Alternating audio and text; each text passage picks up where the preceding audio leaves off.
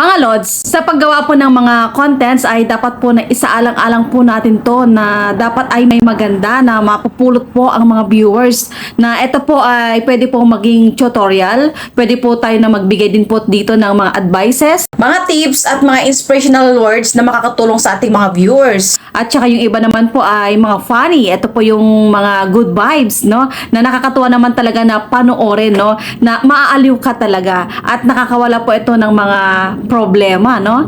At minsan na nakakatulong to sa good moods natin, no?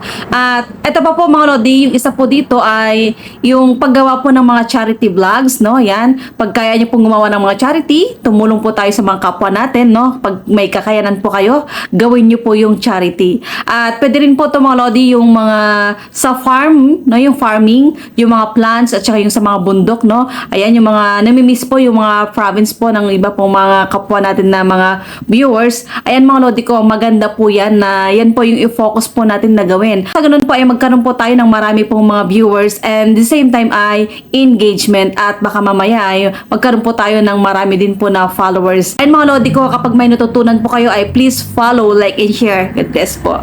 Sa paggawa po ng mga contents ay dapat po na isaalang-alang po natin to na iwasan po natin yung magkaroon po ng mga violation, no? So, kapag gumagawa po tayo, dapat wala po talagang violation. Nang sa ganun po ay hindi po sayang po yung ating mga pagod, no? Kasi mahirap pong gumawa ng mga contents, no? Yung mag-video ka, yung mag-edit ka, yung magsalita ka, di ba? Kaya mga Lodi ko, isaalang-alang po talaga natin. Nang sa ganun ay wala pong sagabal. Hindi po talaga sayang yung ating mga pagod. At dito po ay wala po tayong sagabal sa mas mabilis po na pag-unlad o mas mabilis po natin na pagiging isang matagumpay po na vlogger or content creator.